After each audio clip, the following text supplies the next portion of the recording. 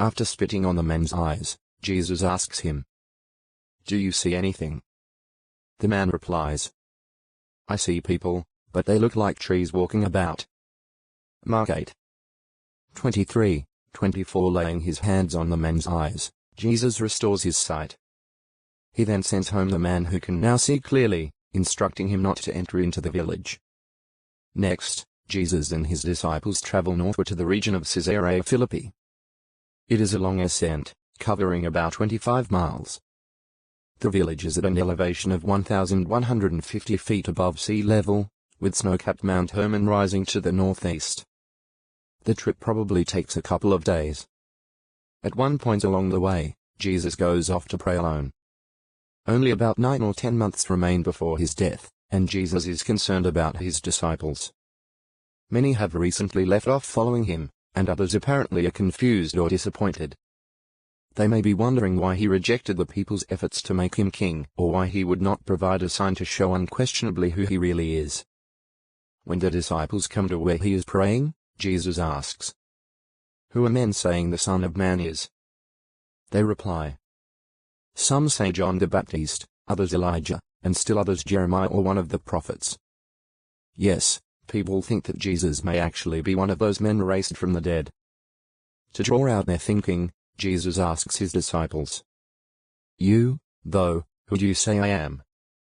Peter quickly replies, "You are the Christ, the Son of the living God."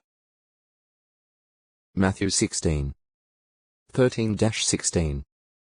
Jesus says that Peter can be happy that God revealed this to him, adding, "I say to you, you are Peter, and on this rock I will build my congregation, and the gates of the grave will not overpower it." Jesus means that he himself will build a congregation, and that even the grave will not hold captive its members if they maintain a faithful course on earth. He promises Peter, "I will give you the keys of the kingdom of the heavens." Matthew 16.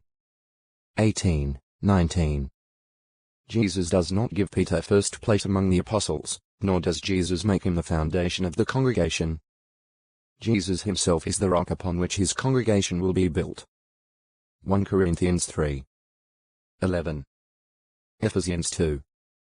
20. Peter, though, is to receive 3 keys. He will have the privilege of opening, as it were, the opportunity for groups of people to enter the kingdom of the heavens.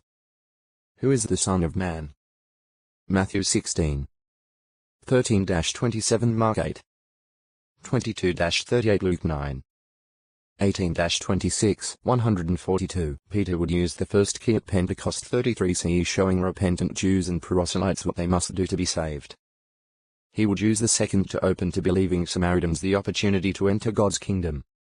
Then, in 36 CE, Peter would use the third to extend that opportunity to uncircumcised Gentiles, Cornelius and others. Acts 2. 37, 38. 8. 14-17. 10. 44-48. In this discussion, Jesus' apostles are troubled when he foretells the sufferings and death that he will soon face in Jerusalem. Not grasping that Jesus is to be resurrected to heavenly life, Peter takes him aside and rebukes him, saying, "Be kind to yourself, Lord. You will not have this happen to you at all." But Jesus turns his back and answers, "Get behind me, Satan. You are a stumbling block to me, because you think, not God's thoughts, but those of man." Matthew 16. 22-23. Jesus now calls others besides the apostles, and explains that it will not be easy to be his follower. He says, "If anyone wants to come after me, let him disown himself and pick up his torture stake and keep following me. For whoever wants to save his life will lose it, but whoever loses his life for my sake and for the sake of the good news will save it." Mark 8. 34-35. Yes, to prove worthy of Jesus' favor, his followers must be courageous and self-sacrificing. Jesus states, "Whoever becomes ashamed of me and my words in this adulterous and sinful generation, the Son of Man will also be ashamed of him when he comes in the glory of his Father with the holy angels." Mark 8. 38. Yes, when Jesus thus comes, he will repay each one according to his behavior. Matthew